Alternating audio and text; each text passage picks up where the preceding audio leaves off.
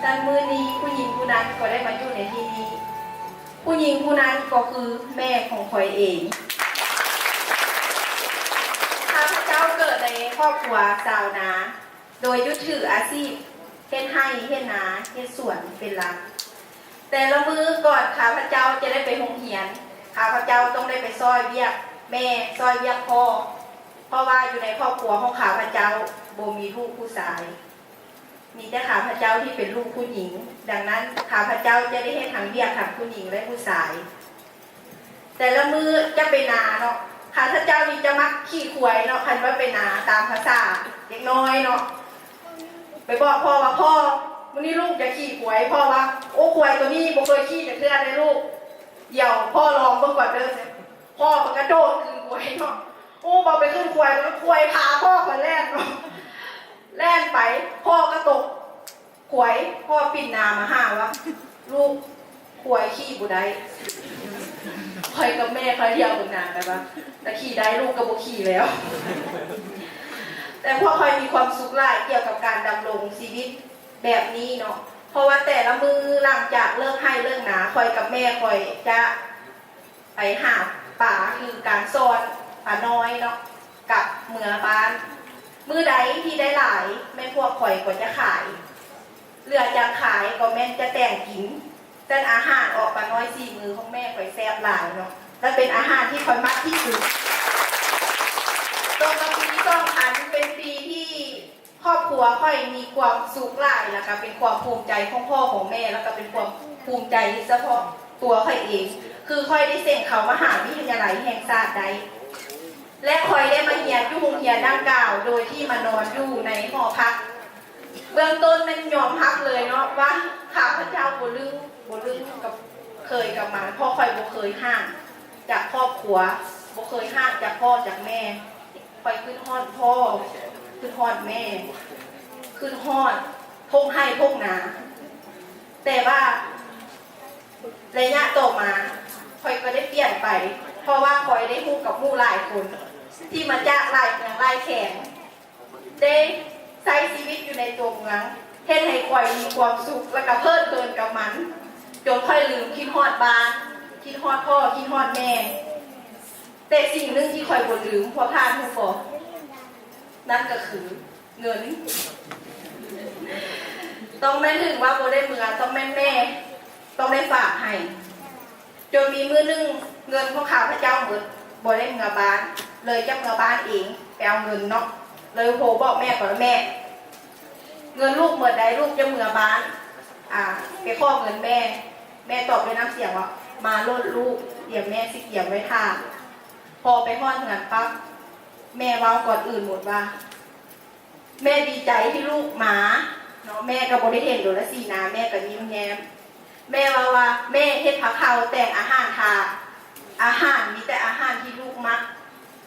คอยเดียวปิ่นไปถามแม่ข่อยว่าอาหารอย่างที่ข่อยมักแม่ตอบว่าออกปลาน้อยเครื่องซอนที่มีกบมีหวกมีเขียดที่ลูกเคยกินที่ลูกมักพร้อมกับผักปลอดสารพิษจากสวนที่เขาปลูกเองคอยแนมตอบแม่ข่อยว่าโอ้ยเขาบ่กินดอกเขาบ่อยากเว้าแบบน้ำเสียงแบบให้ใส่แม่คอยมาเอาเงินจักน้อยข่อยก็สิเมื่อโรงเรียนแล้ว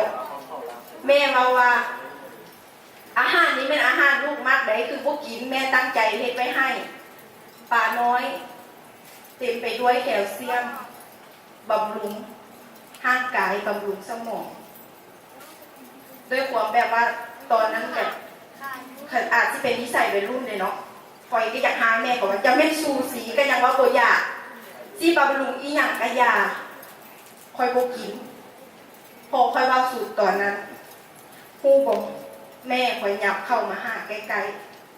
ๆตอนนั้นมือแม่สั่นตาแม่คอยแดงแม่คอยว่าลูกไปนาแล้วลูกอย่าลืมหลังที่ลูกได้ไปเหียนที่ลูกได้นุ่งเครื่องงามทุกมื้อนี้ย้อนเป็นปากซอนย้อนเป็นอาหารพวกนี้แหละพอเว้าสุดแม่ก็จับเงินยัดใส่มือให้แล้วว่า ให้ลูกไปซื้ออาหารที่ลูกมักกินแม่คอยย่างปินหลังตอนนั้นพูดว่าแม่คอยให้เลยคอยจับเงินนั้นมาจ้างรถกลับมาโรงเรียนพร้อมกับด้วยคำท่ามในใจว่าแม่คอยเป็นยังแม่คอยว่าอย่างคอยรู้สึกเป็นยังจนเป็นยังไงแต่สุดท้ายพวกกันที่รู้ความจริงว่าสิ่งที่แม่คอยเว้าทุกอย่างย้อนว่าการที่คอยได้มาเรียนนั้นเป็นย้อนจากการที่แม่คอยเฮ็ดสวนแม่คอยปลูกผักแม่คอยหาปลาเม่นเหื่อเม่นแหงของแม่คอยที่เอาเงินตัวนั้นส่งเสริมคอยเรียนดังนั้นคอยยิงมาคอยยิงมาตัวเองว่าคอยเฮ็ดผิดพลาดแล้วคอยเว้าให้แม่เสียใจ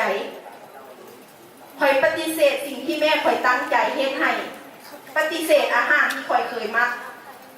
คอยจึงได้เปลี่ยนแปลงตัวเองโดยคอยยึดถือคำเว้าของลุงสุภาตอนนึงเพื่อนเรียกว่าความผิดพลาดบ่แม่นความชั่วความชั่วแม่นการที่เฮ็ดผิดพลาดแล้วบ่รู้จักเปลี่ยนแปลง